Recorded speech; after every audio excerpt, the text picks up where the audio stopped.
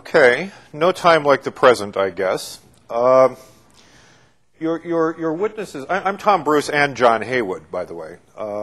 You're witnesses to a somewhat cursed presentation. About 10 days ago, John Mayer called me and said, can you possibly fill in with something on XML? We had someone cancel. You and Heywood can do it standing on your heads. And I agreed that Heywood and I could do it standing on our heads because Heywood would be doing most of the standing. He canceled a day or so ago, and so I find myself in the interesting position of having half a presentation and a full hour to do it in. What I hope this means is that I'll be able to goad some responses out of you that might prompt some discussion of some of these things. And with that in mind, let me ask you some questions. How many of you are operating with XML at Nick Terry's level, which is to say, not entirely sure whether the X, the M, and the L represent shirt sizes? Okay, so we have a few people like that. How many of you are, in fact, looking at XML? You've read about it in the trade mags. Looks big, looks scary, looks like an investment. What is all this namespace nonsense, et cetera, et cetera, et cetera?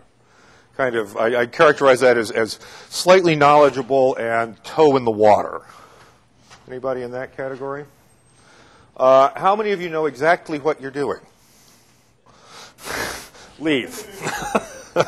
Leave. For you people, and you can self-identify very easily, this presentation is summed up in that tag on the board there.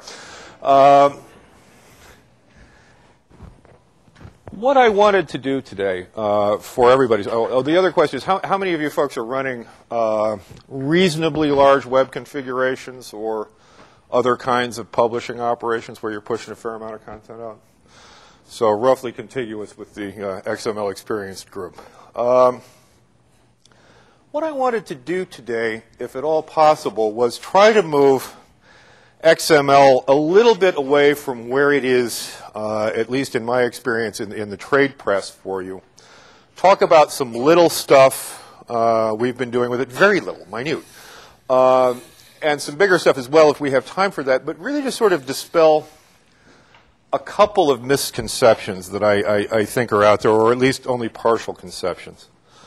What do I mean when I say down-to-earth XML? Well, if you look at the trade mags, if you look at the computer magazines over the last couple of years and the stuff that tends to fly around the net, you get this picture of XML that consists in large measure of what I would call data interchange applications, XML used to encode stuff that was in databases being shipped around either for electronic document interchange or stuff like medical records interchange, or even in some cases interoperable library metadata and other places where people want to pass around essentially structured information that nonetheless kind of still looks a lot like database records at the end of the day.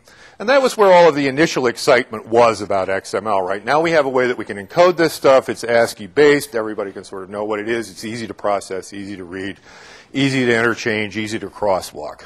The second take on, trade mag take on it, if you will, is what I would call kind of quasi-database recombinant information applications, where you have little chunklets of information that people are, or little beads that people are looking to string in different ways. RSS news feeds come into that category, so in their own way do things like content management systems, where you're managing little fragments of what will ultimately appear on the web page and the whole thing is assembled at runtime. All of that stuff is big and scary in some ways, and not at all what I do. And finally, you have sophisticated markup projects. We might look at one of those later today. That's what I do some of the time. Things like the entire United States code put into XML. But anyway, this is what you'd see if you kind of looked around at what people are saying, buzzing about XML. It's not necessary to be that whole hog about the whole thing to get your feet wet, and I want to talk about it in another context altogether. And to establish that context, I have to ask some ugly questions. Okay, show of fingers. I mean, I hope you can do this on two hands. How many times do you restart your web server when you make a configuration change? For that number n, is n greater than 1? Usually is for me, because I inevitably do something stupid in the configuration file and end up having to restart it multiple times as I correct that typo or do this or do that. Come on, fess up. No, you guys all get this right off the bat, right? Okay. How many times do you have to hit someone on the head to get the web server restarted?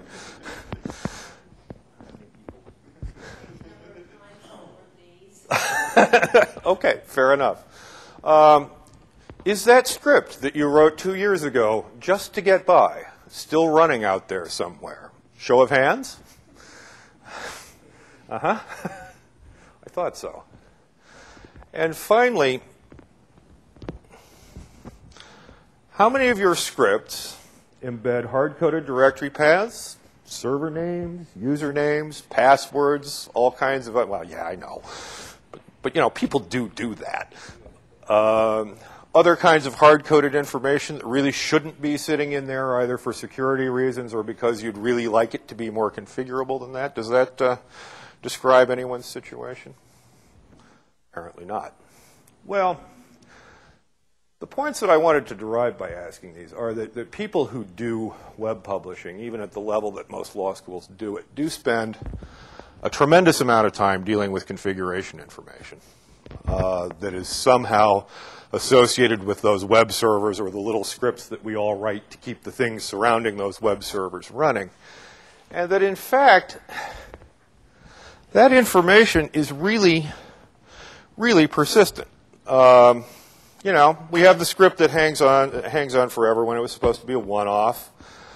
We have a lot of configuration information that outlasts things like file system layouts, software versions, software distributions, hardware, particularly hardware that has a name and an address assigned to it.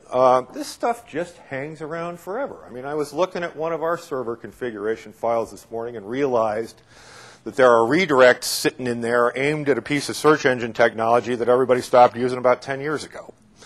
And yet there are still URLs out there someplace that are pointing at that stuff. We'd like to be doing those redirects and so forth and so on. So it's going to be there till the end of time. And for me, at least, it becomes a tremendous, tremendous headache to manage this stuff. Is this ringing a bell with anybody? They're all very quiet. So what might one do about this? Oh, one other thing. So in general, I'm talking about lots of information that really ought to be parameterized somehow or other and held apart from the code that's running it. But for some reason or other, usually the combinations of, you know, laziness, haste, et cetera, really hasn't been. Now, I should say that I run an operation that serves out about 10 million web hits a week. We do this on 7 or 8 servers that, as I say, have been in place for a dozen years or more, some of them. And we do run into tremendous problems with maintaining these configurations and doing other kinds of stuff with them. The other difficulty that we have is that we run a large number of back-end relational databases behind this stuff.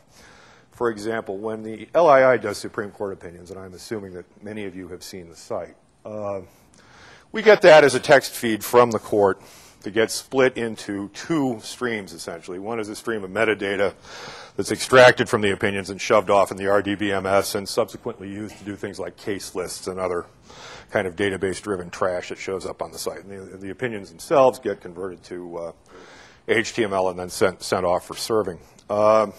We end up with a tremendous amount of this case metadata or other kinds of either process control metadata or data associated with construction of particular kinds of collections, a cross-reference table that tells you which chapter of the U.S. Code contains which sections in which title and that sort of thing. And so practically everything we have is hitting a back-end database server somewhere. So between the configuration stuff that runs the processes that does all that conversion, the configuration files that the web servers depend on, and the and just all sorts of utility trash we have around. We have quite a lot of stuff stored out there that tends to pile up in the corners and become outmoded and generally headachy.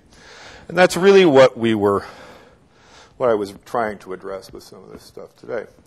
Why is XML a good way to express this information? Let's just talk about expressing it for a moment, rather than about using it. Well, first of all, XML is, as you know, human readable. And unlike INI files associated with Windows applications, it actually has some structure to it. So that you can, rather than simply saying, oh, here's a bunch of arbitrary parameters that belong to this one application, you can say, well, here's a set of sort of nested groups of parameters that belong to this thing that each have their own independent existence. I'll give you an example in a minute. I see some slow nods, but it'll get clearer in a second. Second of all, you've now got really good libraries for XML manipulation in most of the common scripting languages, be it Perl, PHP, Java, what have you. So there's a good toolkit there to work with, and you don't end up coding a lot of stuff up from scratch, even if you needed to, which is actually doubtful because XML renders text sufficiently structured and tractable that at least 50% of the time I end up saying, parser? What's a parser? Why would I want to parse this stuff? I'll just reach in there with some nice pattern matching thing, suck out the parameter I need, and I'm done. So it is generally a nice environment for quick scripting and programming. Finally, to a degree, because those nice XML tags that you're surrounding things with tend to have descriptive names, it's at least somewhat self-documenting. I mean, if you name things, it's just like naming variables. If you name things arbitrarily, they're still going to be incomprehensible, but there is some hope there that some self-documentation will take place. And finally, if you go to these sorts of extremes, it can be validated. I mean, it's possible to actually run an XML validator over the thing and say, have I got everything I'm supposed to have here? We do that with some things now, but not nearly to the extent that we should, because most of the time it's not worth it. Let me give you an example. A few years ago, we were pushed by the security problems in PHP to say, we really need to take a bunch of the configuration information associated with these back-end databases and A, get them the hell out of any web tree where they might possibly be visible to anybody because they're essentially insecure there. And B, try to make some kind of a programming environment that would allow casual employees, student programmers, and other not necessarily knowledgeable folks coming in the door to do simple things simply, without having to know a whole lot about how anything worked. And the result was, at least in Perl syntax, what you see up on the screen there. In order to establish a connection to any of our databases inside a PHP or Perl script, this is the Perl example, I could equally well show you a PHP one, you need 3 lines of code. You need to pick up the library, you need to require the script, and then all you need to know is what collection you want to look at, is it Supreme Court opinions, and what role you want to have with respect to that collection. I want to be able to read and write. I want to be able to read only, et cetera, et cetera, et cetera. And we also have things like testing and so forth, testing versions of all that, and so forth and so on, as you'll see. And that's what you need to know. You don't have to know any usernames, don't have to know any passwords, don't have to know any server locations, none of that stuff. That's it. It's all completely obscured behind the code that runs behind this. Now, obviously, LII connect, that innocent-looking little function there, might well conceal 3,000 lines of code, but the fact of the matter is it doesn't. It conceals about 12. It ain't that hard to set up a database connection, to read the XML and set up the database connection. Let me show you what LII connect, in fact, looks at, assuming for a moment that I can overcome my inherent inability to operate computers and look at an actual file. This is a collapsed version of our master database configuration file. I think it probably contains passwords, so anybody who wants to scribble down quickly can be inside our systems in a matter of seconds. If you open it up, what you see, and I should have brought a laser pointer, but I didn't, is a series of collections within which are a series of functions, each of which has a number of parameters associated with it. They're all pretty obvious. I mean, a description is a description of what the collection does. The admin is an email address that you can send nasty mail to if you don't like what's going on. And then for each function, that's what I meant when I said some role a minute ago, like show production web pages, you have a host, a port, a database, a socket, a username, and a password. All the stuff you need to set up the connection. And that's all contained in the XML file for any number of our various collections. The one you're looking at the moment is the Supreme Court. Let me see if I can find a slightly simpler one. That's a questionnaire thing we were running for the for usage on the UCC for a while, et cetera, et cetera, et cetera, et cetera, et cetera. Is it clear enough what's going on there?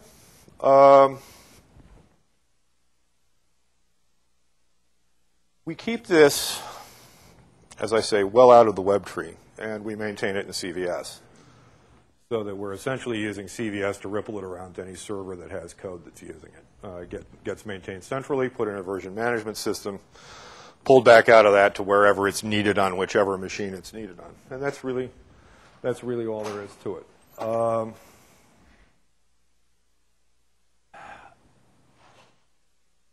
I wasn't expecting to hear gasps of astonishment, nor should I, because I mean this is a really absolutely simple-minded thing. What's sort of amazing about it is that it makes life as much easier as it does.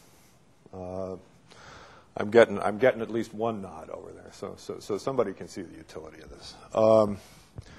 We find that it has hugely reduced the amount of communication that goes on around setting up some new service, for example. We also find that it actually gives us a pretty good picture of what activity is like when there are 3 or 4 people working on maintaining something and these things are coming and going. Do you have an application in mind? You're nodding assiduously, Bank. It looks so straightforward. Well, yeah, and that comes at a price. And as I say, there are 12 lines of code that drive this. I'm hoping to do something somewhat similar with maintaining Apache configuration files, but that's going to be a slightly more complicated process because their syntax is so distressed, if that's the word I'm looking for. So that's really pretty much what there is to that. What I'm curious about is how many of you folks actually have similar problems calling for similar kinds of solutions. I mean, I asked that silly question about how many times do you restart your Apache server, but I guess the real question is how many times do you do something that causes you to fall over your own feet based on some dumb thing you've done in configuration? Yeah, Dan.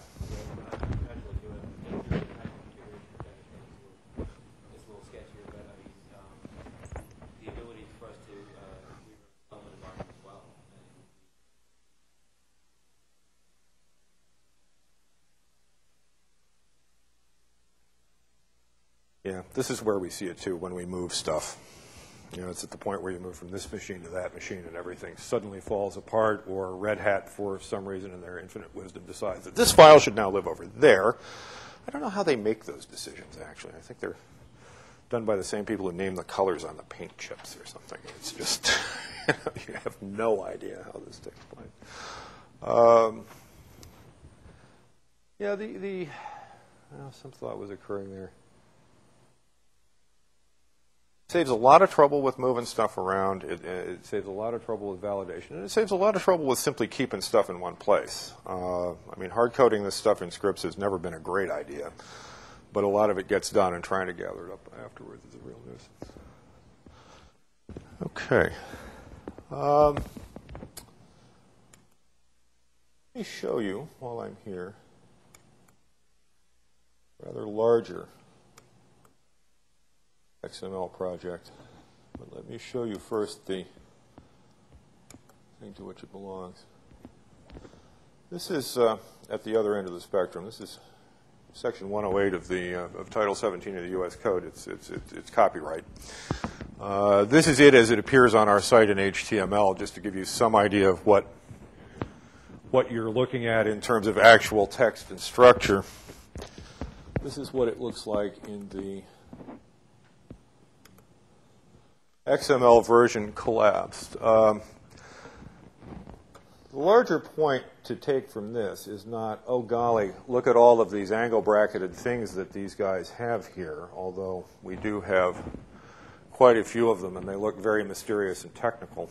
The larger point of this is that by doing this in XML, we are able to carry an awful lot of metadata along with the text itself that is quite helpful to us in chasing down problems and otherwise knowing what's going on. Because basically what you've got up there under the proc data tag is a whole lot of procedural history of sort of how the thing got run and where it came from and what it generally is, which, given that much of our updating of this stuff is done automatically, is frequently helpful to be able to walk back through and say, this is what we did. So I guess I would sort of merge that point back with the one about configuration files and say there's also the possibility of building a great deal of audit trail information back into configuration files in ways that you could certainly do in comments or that do sometimes show up as a byproduct of whatever revision control system you're using. But you could also do that quite explicitly if there was other stuff you wanted to keep there.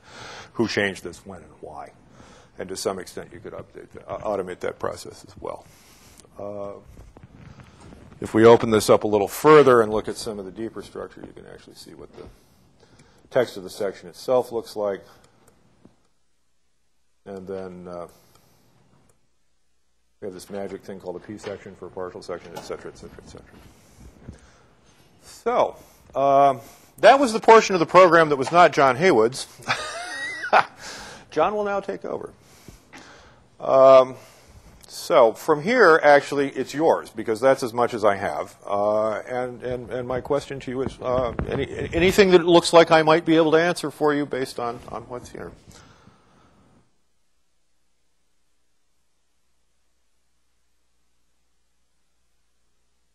Sure. That's fair. Okay. Okay. No, are there more of you? Okay.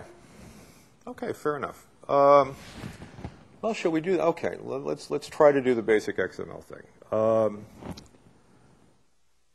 If I say to you logical markup in the context of HTML, is that something that makes sense? Okay. Then we'll start with the with HTML 101 as well. No, they're out there. They're just not fessing up. I know that. Think about our old friend WordPerfect for a minute. And think about the Reveal Codes button in WordPerfect. And think about what you saw when you pressed that button. What you saw were essentially a set of light switches embedded in the text.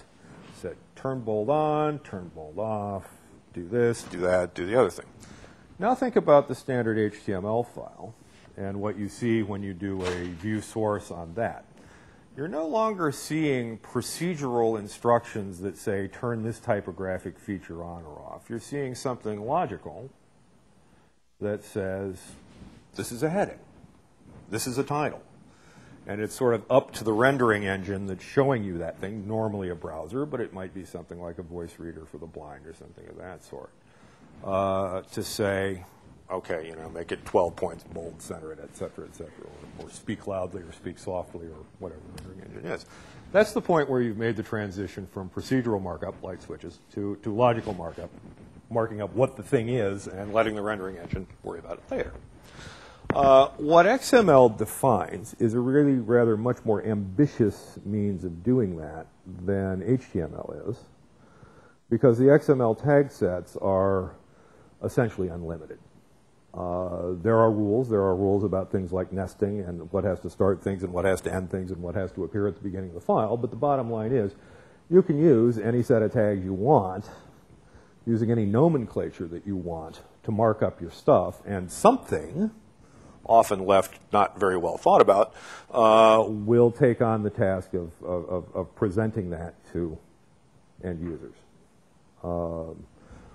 Often the way in which it will be presented will be specified via a style sheet of some kind or other, similar and in some case identical to a CSS style sheet.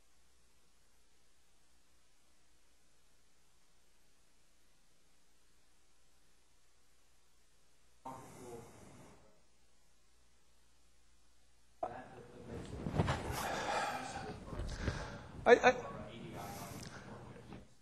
yes is the answer to that. I mean, it's all of those things. And to give you a kind of down-home example that I think will be familiar without having to sketch one out on the blackboard, let me point at the contrast I was drawing a moment ago between Windows INI files and that thing I was showing you a second ago. I mean, an INI file is a kind of collection of semi-structured information, not terribly intuitively named, and with really only one level of structure. You know that you've got some list of nonsense here that belongs to such and such an application. Whereas a structured XML file gives you the ability to say, okay, well, we have these things that contain other things, and they must have these things, these third things, et cetera, et cetera, et cetera. So it's very similar to the difference between sort of free-form writing on a page and filling out a form, in the sense that you've got much greater ability to sort of look for completeness, to say, okay, what's in the third box from the left on this one should be in the third box on the left from that one. And you've also got the ability to rather flexibly define standards. I mean, I don't know if you remember what the whole EDI standard negotiation process was about, but I mean, you know, World War II was brought to an end more quickly. And with this, you can rather flexibly alter what your standards are going to be. I mean, within the realm of cultural comprehension, you know, within the limits of cultural comprehension. And simply say, look, the standard is whatever validates to this particular XML schema, and you know, that's the end of it. So an ASC subgroup.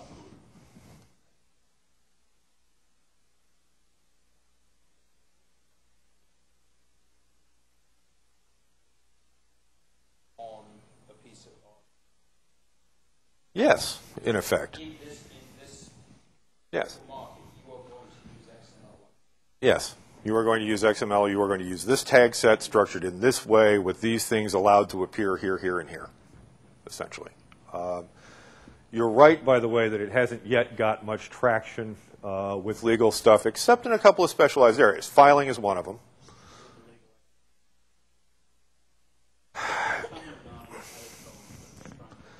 Yeah. They have been most successful when there have been commercial actors involved in fairly high-stakes applications. Court filings are one of them, where a lot of work has been done. Transcriptions, oddly enough, the guys who do transcripts of court proceedings and that kind of thing, has been another. There was a very useful standard done there that came out of some guys in Australia, and I've used it for some other stuff as well. So, yeah. The other thing that's nice, too, is that let's suppose that you've got two of these standards organizations, as sometimes happens. Assuming that you're both, you know, intelligent groups of people, and you're both looking at the same thing, you know, I mean, how many different things can you say about a judicial opinion from the point of view of metadata, or how many things can you say about a can of soup? Once you've got the stuff expressed as XML, it gets very easy to crosswalk that stuff, no matter who's using what nomenclature. If Group A has decided to call it, you know, eeny, meeny, miny, and mo, and Group B has decided to call it oink, bow, wow, moo, and honk, who cares? It's easy enough to write a little script that will transform one of those things into the other. And so it enables data interchange not only because there's structure there, but because once you've identified the structure and assuming that you're all looking at the same real-world objects, it gets very easy programmatically to write stuff that crosswalks. Which, again, is why data interchange was the place where everybody's heads went immediately, because that's where the big commercial applications are, and those things are relatively easy to write. Other places this turns out to be remarkably handy for those of us who hang around the academic market are in things like library collection federation, right? You've got guys running 87,000 preprint servers, or servers offering, you know, little bits of scholarship of one kind or another. And what you'd really like to do is do a union catalog for all of them. It becomes immensely easy to write a standard that says, okay, when I speak to this server, it will render up the following XML. And based on that, we will construct things like union catalogs, current awareness lists, et cetera, et cetera, et cetera. So you can see that potential for interchange is also kind of the basic building block of things like communication protocols. When I poke you, this is what you will say to me, and this is how you will say it, expressed in XML structured this way. That's the basis of how a lot of RSS and newsfeed stuff works. There were more hands, but I've lost track of them.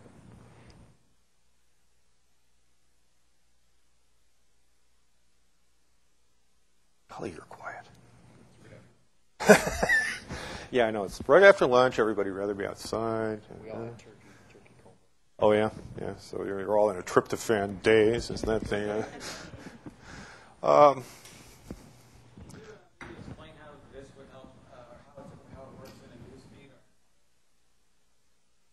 If I knew the RSS standard off the top of my head, I could. I'll do it in a very general way. How's that sound? RSS basically specifies what the XML will look like that is rendered up by a server when a particular URL is hit, and includes fairly basic elements about the thing, what its title is, where to go to get it, a short synopsis of what's in there. Who knows RSS better than I do and can say the rest? So basically, all of the stuff that appears in the little syndicated block is being rendered up by this news feed in response to a poll of the URL. And all that the RSS standards are really standards for how that stuff is put forward, so that a programmer knows how to interpret it at the other end and render it on the screen. So it's just a structured communication in the most general way, and it contains, well, what you would think of as sort of Dublin core-ish elements, the standard metadata for the thing: title, author, description, location. Yes?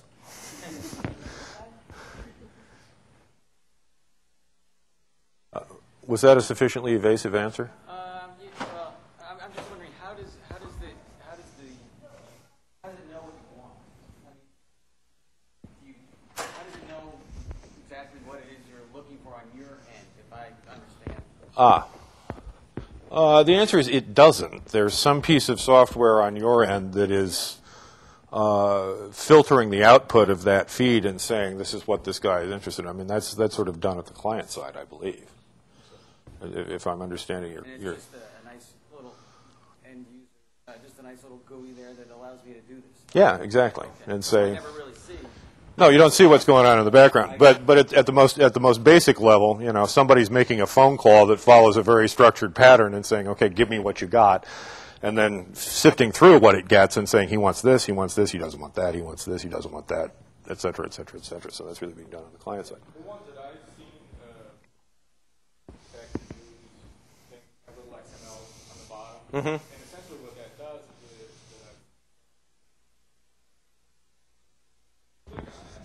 it essentially gives you their XML or the summary part of the next their news sheet for the day.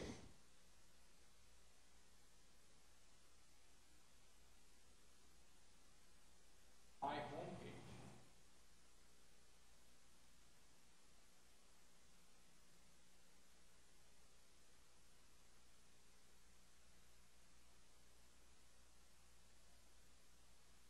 That basically points to their server, points to that page set, if you will, and has only the tags that are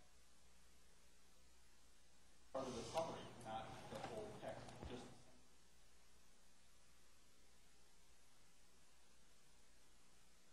in order to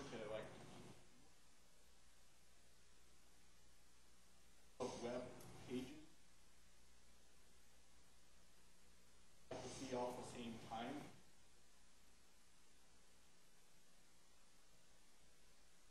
Seems similar in the fact that I don't have to look at the whole page. I just ask for the title and the date and summary of it. Here's a more exact answer to your question. This is what an RSS feed of a set of recent Supreme Court decisions looks like at the most basic level, so that when your news reader or your aggregating software, whatever it is, hits my server looking for recent stuff from the U.S. Supreme Court, this is what they get. They get information about the channel, and then they get a series of items, including things like, okay, what's the channel called? How do I get to it? What's the describe? What language is it in? When was it last updated? What set of standards does it adhere to? Who do I write to if there's a problem? Is there a little picture I should put alongside this thing in /dot? All of that's inside that image information. And then a series of items that should appear in the newsfeed, which you will all recognize as decisions that have been decided in the last week or so. Hoffman, LaRoche, et cetera, et cetera, et cetera, et cetera. Nick, that may clarify some of what you were asking as well.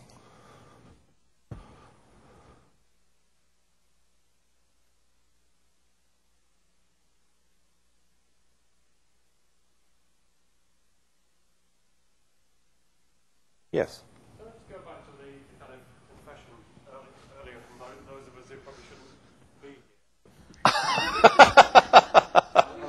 Among whom I myself. Who ought to be worrying about this? But if I can give you an analogy, I remember sort of sometime in the 1980s going to some conference in England, well before the internet. Early 80s. Somebody started talking about hypertext. Bloody hell says, hypertext. Is that an interesting question? Should I be worrying about it? And I guess it turned out yes, I should. If that's would argue, yeah. That Should we be off having a cup of coffee in the sunshine? Or people do a bit of web authoring and think about these things strategically. Should we be worrying about XML and what you can do with it and whether we ought to learn it? Or is it, for techies? That's partly why I'm here, because I've started worrying about it, because I've a whole lot of content out there. mm-hmm. I haven't bothered to learn XML. Well, let me describe my own personal history of XML denial, because it really is substantial, right? I mean, I'm trying, by the way, to continue the confessional tone of some presentations at this conference. We have monkeyed around with exactly that set of questions for the last 5 years, Patrick. I mean, we could look at this 5 years ago and say XML is the wave of the future. Should we be moving our back file of Supreme Court opinions to that, now? Or should we wait? And we've been ambivalent about it based partly on on resource constraints. I mean, we just don't have time to go back and refit all of this stuff. Where it has proven advantageous to do so in the very short term are where we have really unmanageable collections of text. Judicial opinions don't fall into this, but legislation does. Highly structured, lots of cross-references, frequently updated, often needing an audit trail so that you've got the most recent update or not. Lots of things about it say, geez, we really ought to be able to look at this with more precision than we could simply looking at HTML tagging. The advantages of that, well, for example, we can now look at the entire U.S. code, which runs God knows, it's about 4 gigabytes of text, I think, and know that exactly 1 1/2% of the cross-references in it are broken and that it isn't our fault. Right, which we could not know previously. So places where we have wanted sort of fine-grained control of text, where we need audit trails, where we need more structure, it's made a lot of sense to do. It has not been inexpensive to implement, either in terms of intellectual effort or in terms of actual dollars and people spending time on it. With the legislative stuff, it's been worth it. With the judicial opinions, a little less so. There's a limited amount of metadata you're worried about there. There's not much internal structure. You bring down... You just open an enormous can of worms at the point where you start trying to impose much structure on it beyond the head notes, the rest of it kind of division, because you start finding all these odd textual structures like little bits of transcript and somebody's laundry list and a copyright, that suddenly you have to worry about tagging. So that's been from our point of view, a lot more effort for a lot less payoff. For somebody who's doing casual HTML authoring of course syllabi and other limited kinds of materials, I don't think I'd bother for the time being. The only other sort of tipping factor, if you will, is whether you need to render this stuff out in multiple media. By multiple media, in this case, I would include PDF.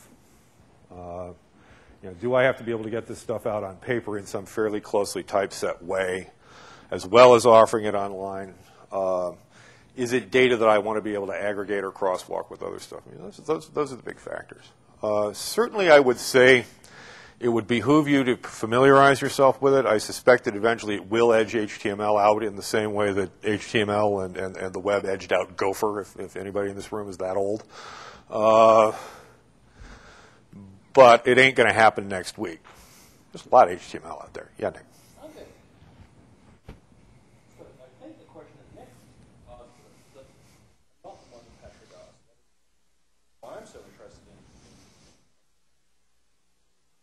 I have a large website, but I'm your worst enemy. I have people, and I say, put something like that up on it.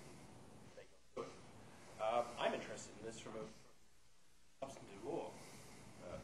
Because a lot of our complex data systems in these kinds of adopted messaging formats, XML. Yeah. Those of you who are in the US who have been told by your university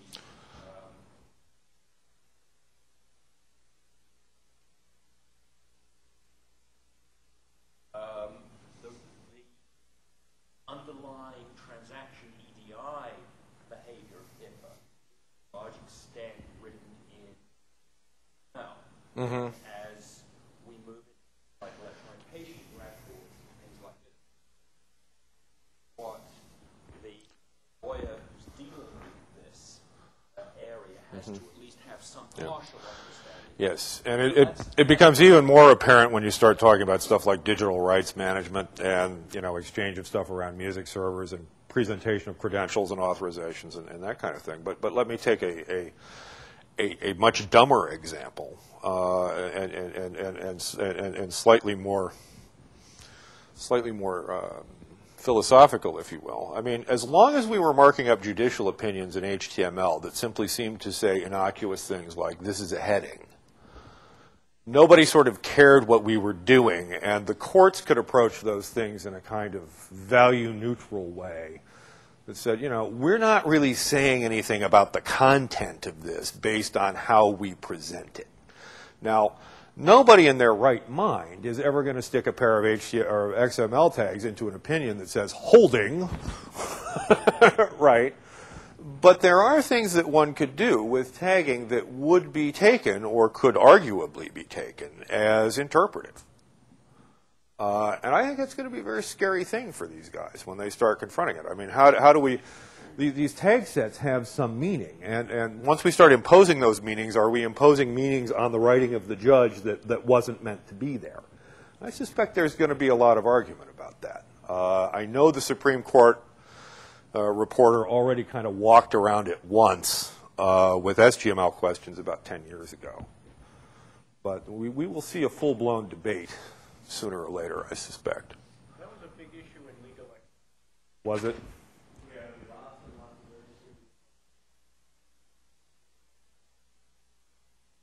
A lot of people pushing for.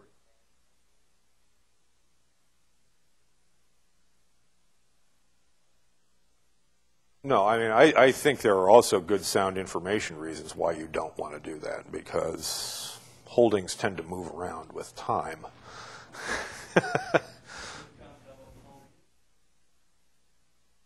Yeah. Well, exactly. I mean, but even stuff that is less than blatantly interpreted. But yes, I mean, Nick, you're right. To the extent that real-world events are sort of conditioned by what communication is about, yeah, this is an immense problem. Actually want to put in a tag that says diagnosis.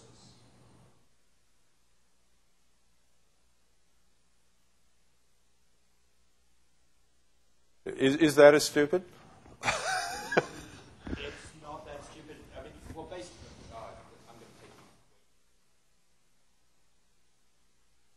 the stuff, but basically we're using XML. To select the appropriate data on the pieces. Uh-huh. For that, you go off to other standards groups who take the association that have diagnostic codes.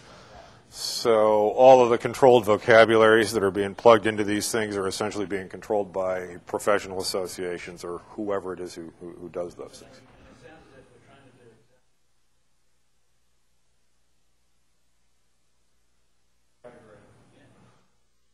And I have my moments with Mr. Shirky.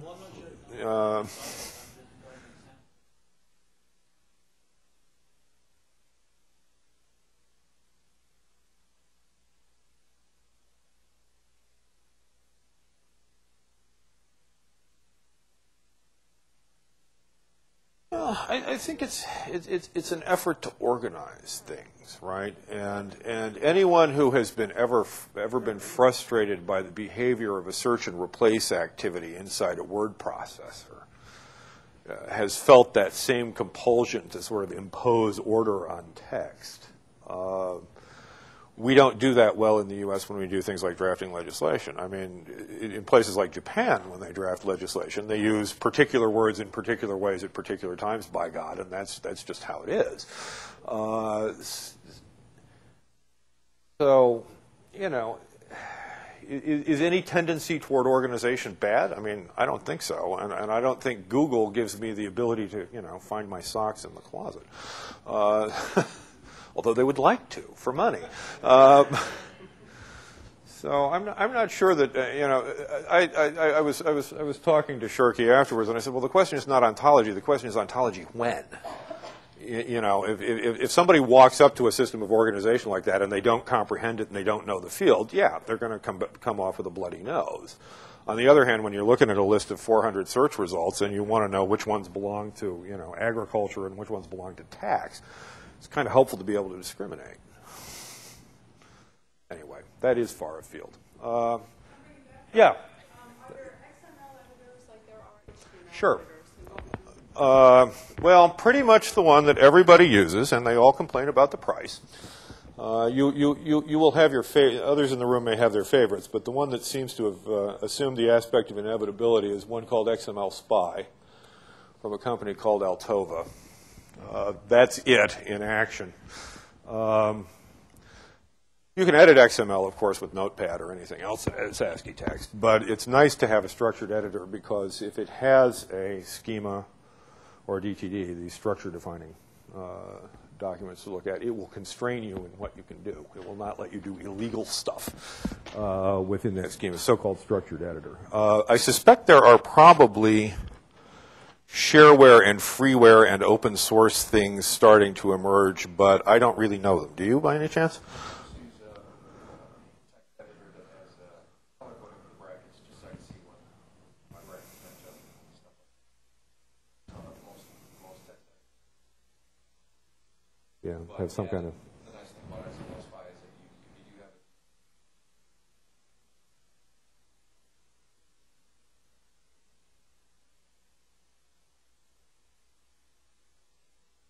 Some versions of Word will save stuff as XML, although how they line that up with a DTD, I don't know. So, yeah. But that was a good point for somebody else's question. Should we worry about look at what else software vendors are doing? And for us, we use it to describe our tables in our database. Every major database allows you to export your schemas as XML. We have a web program that is based at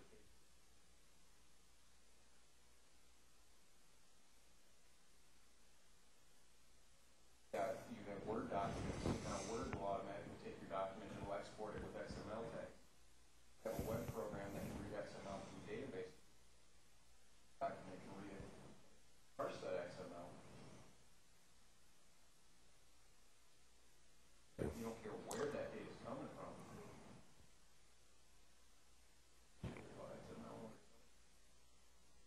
Yeah, I mean, because what you have there is a representational system that's rich enough to be used as a back end for practically anything.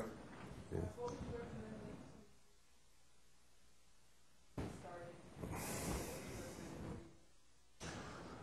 Let's see. Yeah, there are a number of on-web tutorials. I think the Neil. Inside XML, now in its 3rd edition, is nice. I could come up with some more on that if you ping me. I mean, I can't do it off the top of my head. There was a hand.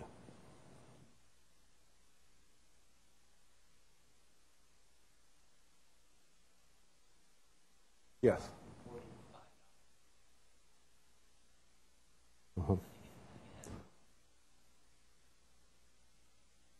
That would be very good if it did, because Altova's licensing schemes are, it's like, what, 450 or something? It's yeah, it's pricey.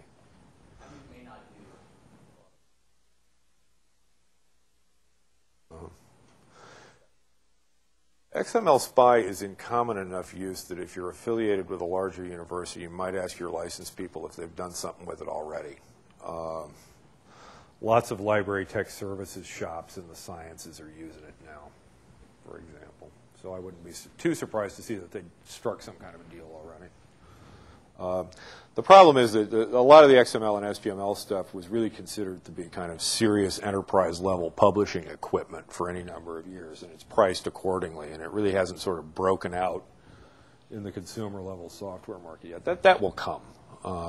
I've been saying that every year for the last 7 years, but I do think it will come down in time. It just has not yet. It started out unnaturally high. Yes?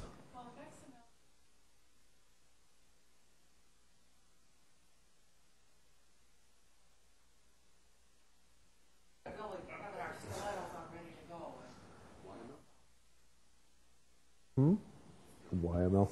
Yeah. That's a good question. I don't know.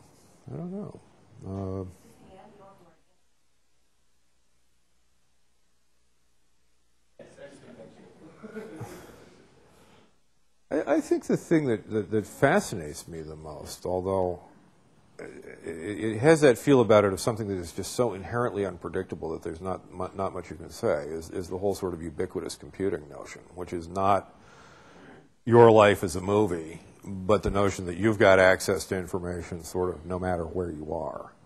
I mean, in my life at the moment, this mostly takes the form of looking up character actors in IMDb when I can't figure out who they are in the late-night movies.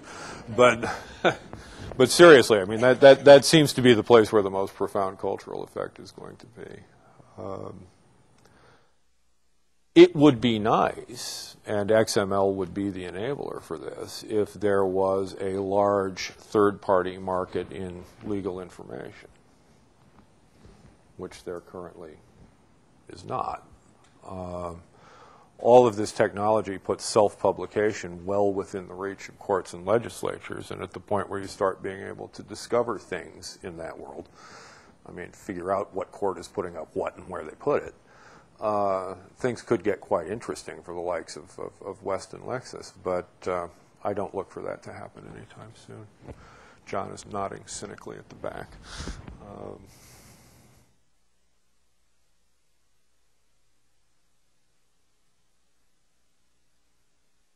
Come as options. Well, yes, and I mean, there is an internationalization dimension to this, too. I mean, the other thing that XML does quite well at, in combination with Unicode, is representing foreign language structures, so that one gets away from the sort of English domination of some of these things. Although, to the extent that people are doing that now in things like library document collections, it's not clear that the standards are really taking hold.